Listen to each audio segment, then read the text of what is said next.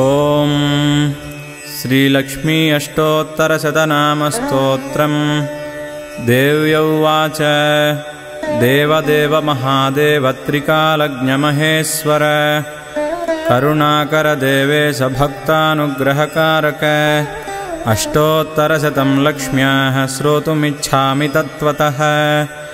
ईश्वर उवाच देवि साधु महाभागे महाभाग्यप्रदायकं सर्वैश्वर्यकरं पुण्यं सर्वपापप्रणाशनं सर्वदारिद्र्यशमनं श्रवणात् भुक्तिमुक्तिदं राजवस्यकरं दिव्यं गुह्यात् गुह्यतरं परं दुर्लभं सर्वदेवानां चतुष्षष्टिकलास्पदं पद्मादीनां वरान्तानां निधीनां नित्यदायकं समस्तदेव संसेव्यम् अणिमाद्यष्टसिद्धिदं किमत्र बहुनोक्तेन देवी प्रत्यक्षदायकं तव प्रीत्याद्य वक्ष्यामि समाहितमनः शृणु।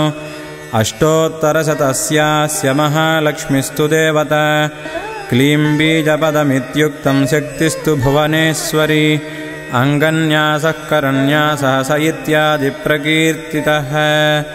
ध्यानम् वन्दे पद्मकरां प्रसन्नवदनां सौभाग्यदां भाग्यदां हस्ताभ्यामभयप्रदां मणिगणैः नानाविधैर्भूषितां भक्ताभीष्टफलप्रदां हरिहरब्रह्मादिभिः सेवितां पार्श्वे पङ्कजशङ्खपद्मनिधिभिर्युक्तां सदा शक्तिभिः सरसिजनयने सरोजहस्ते धवलतरां सुगन्धमाल्यशोभे भगवति हरिवल्लभे मनोज्ञे त्रिभुवनभूतिगरिप्रसीद मह्यम्।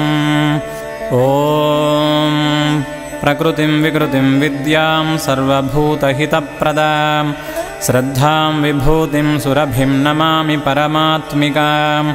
वाचं पद्मालयां पद्मां शुचिं स्वाहां स्वधां सुधां धन्यां हिरण्मयीं लक्ष्मीं नित्यपुष्टां विभावरीं अदितिं जदितिं दीप्तां वसुधां वसुधारिणीं नमामि कमलां कान्तां क्षमां क्षीरोदसम्भवाम् अनुग्रहपरां वृद्धिम् अनघां हरिवल्लभाम् अशोकाममृतां दीप्तां लोकशोकविनाशिनीं नमामि धर्मनिलयां करुणां लोकमातरं पद्मप्रियां पद्महस्तां पद्माक्षीं पद्मसुन्दरीं पद्मोद्भवां पद्ममुखीं पद्मनाभप्रियां रमां पद्ममालाधरां देवीं पद्मिनीं पद्मगन्धिनीं पुण्यगन्धां सुप्रसन्नां प्रसादाभिमुखीं प्रभां नमामि चन्द्रवदनां चन्द्रां चन्द्रसहोदरीं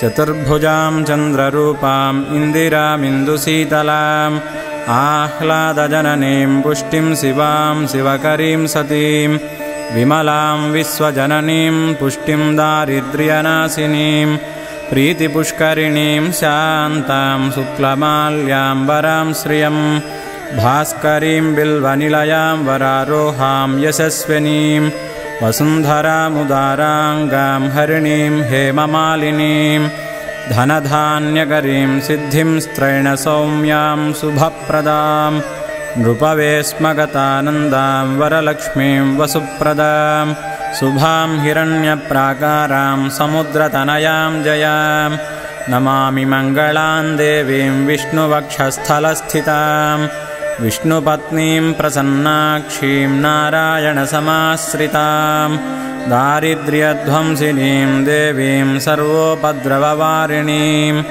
नवदुर्गां महाकालीं ब्रह्मविष्णुशिवात्मिकां त्रिकालज्ञानसम्पन्नां नमामि भुवनेश्वरीं लक्ष्मीं क्षीरसमुद्रराजतनयां श्रीरङ्गधामेश्वरीं दासीभूतसमस्तदेववनितां लोकैकदीपाङ्कुरां श्रीमन्मन्दकटाक्षलब्धविभवद्ब्रह्मेन्द्रगङ्गाधरां त्वां त्रैलोक्यकुटुम्बिनीं सरसिजां वन्दे मुकुन्दप्रियां मातर्नमामि कमले कमलायताक्षी श्रीविष्णुहृत्कमलवासिनि विश्वमातः क्षीरोदजे कमलकोमलगर्भगौरि लक्ष्मीप्रसीद सततं नमतां शरण्ये।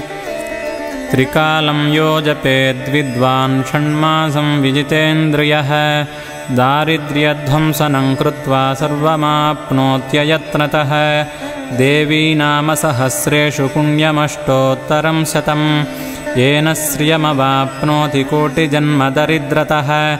भृगुवासरे शतं धीमान् पठेद्वत्सरमात्रकम् अष्टैश्वर्यमवाप्नोति कुबेर इव भूतले।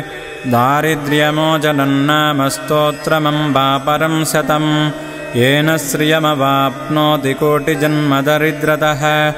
भुक्त्वा तु विपुलान् भोगानन्ते सायुज्यमाप्नुयात्। प्रातःकाले पठेन्नित्यं सर्वदुःखोपशान्तये। अठंस्तु चिन्तयेद्देवीं सर्वाभरणभूषिताम्। इति श्रीलक्ष्म्यष्टोत्तरशतनामस्तोत्रं सम्पूर्णम्। यदक्षरपदभ्रष्टं मात्राहीनं तु यद्भवेत् तत्सर्वं क्षम्यतां देवि नारायणि नमोऽस्तु ते।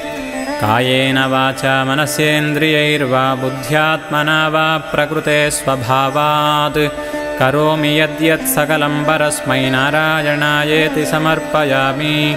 सर्वं श्रीमहालक्ष्मीदेवतापादारविन्दार्पणमस्तु। हरिः ओम्।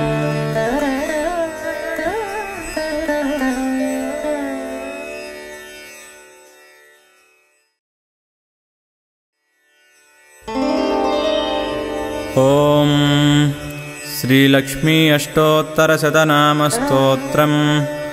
देव्यौवाच देवदेव महादेव त्रिकालज्ञ महेश्वर करुणाकर देवेश भक्तानुग्रह।